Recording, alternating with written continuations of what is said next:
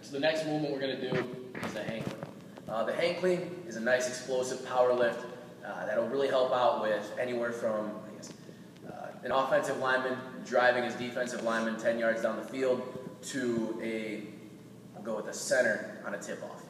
All right.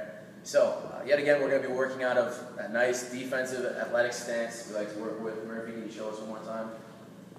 Again, weight evenly distributed between both feet, the balls of our feet, chest, eyes, chin up. Everything is nice and balanced. He's ready to make a play. All right. Now this is a three-phase movement. It starts with the dip, then you have the pull phase, and then you have the catch phase. The dip goes from standing to a quarter squat, and that's going to be, yet again, it's going to pull from our squatting movement. First movement's going to be with the hips backwards, not too much power on the knees. When you have the weight is going to drop to just about above the knee bar, or right above the knee. Sometimes it'll touch depending on, the length of your arms.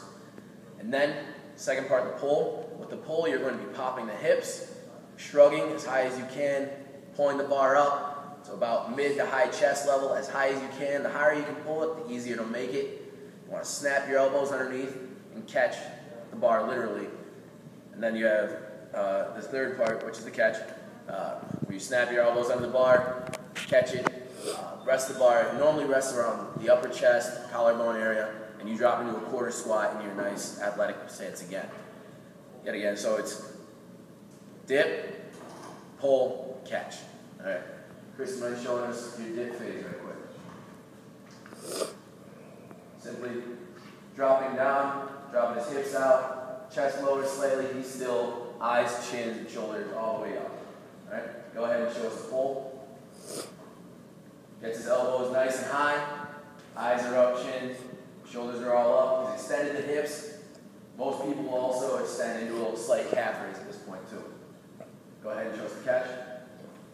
Drops to, this is pretty deep, drops to about a quarter squat, elbows are up. Yet again, chest, chin, and eyes are all up. He's in a quarter squat balance on both his right and his left feet, making him into a nice athletic stance.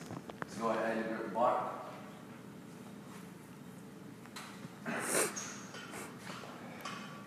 Yet again, this is an Olympic movement, so it's going to be highly technical. You want to make sure that you're using about anywhere from 50 to 80%, depending on how powerful you want to be. And then we want to be technical, tight and technical, keeping this bar as close to the body as possible. The further the bar gets out away from the body, the more at risk you will be for having to step forward to catch it, stepping backward to catch it, which could be dangerous. So you want to make sure you have a proper platform, a spotter behind you. You also want to be used to doing lighter weights before you step into the more difficult heavy weights. So go ahead and Chris, can you show us your hang clean? Very nice. One more time. Last time, extend your hips a little more after the dip. Alright, cool. Go ahead and wrap it. Alright, so that's the hang clean. Next, we're going to step into the RDL. The RDL is Romanian deadlift. It's not touched on very much by a lot of people. It works a lot with the hamstrings, and a lot of people don't use it because most people feel a strain in the lower back, which a lot of people tend to shy away from. It's really important because the hamstrings are, they are also very important to running. Half your motion is pulling with the hamstrings and then pushing with the quads. So we want to make sure that we have, equal force production in our quads and hamstrings when working through. Otherwise, we could have problems with our glutes later on, could have problems with our quads. It could run into problems all over the place. So with this, yet again, basic defensive, we'll go with athletic stance. Go ahead and show us, Chris. This one can be a little bit wider. You're going to be a little more rigid for the most part. Knees are going to be slightly bent throughout this whole lift. The weight is going to be in front of you. You're carrying it like you would for the hang clean. And instead of popping the hips this time until the end, we're going to drop forward. So you're going to be dropping the bar until about mid-level on shins is normally where a lot of people feel it, but a nice hamstring stretch. You don't want to feel too much pressure in the back. You want to make sure you're popping your hips out the whole time. And then as we rise through, you're going to be popping the hips all the way through, squeezing the glutes. That's really important. So go ahead and show us to the side without the weight first. So he drops, hips come back, Shoulder, chest, and eyes are all still up. He's still got a nice slight knee bend here. Weight is evenly distributed between his feet. Go ahead and rise.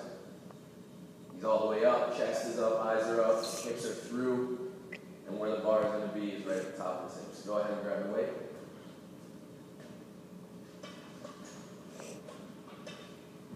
Show us. Hips come out first, he's dropping. Feels a nice stretch there, so he's going to go ahead and bring it back up. Pop his hips through. Whole time making eye contact with himself in the mirror, chest is up. One more time. Kind of rocks back. It's an uneven feeling for a lot of people. Go ahead and go up. To trust yourself, to let that weight shift back onto your heels a little bit, that's okay. If you're not comfortable with it, go ahead and use a spotter for the majority of the time. Especially if you're on a platform, you don't want to step off. The great thing about a platform like this is that you can just drop the weight if you feel uncomfortable. Rubber stoppers will catch it. So one more time. Hips back, chest up, pop those shoulders up a little more. Go ahead and rise. He squeezes to the top of the motion.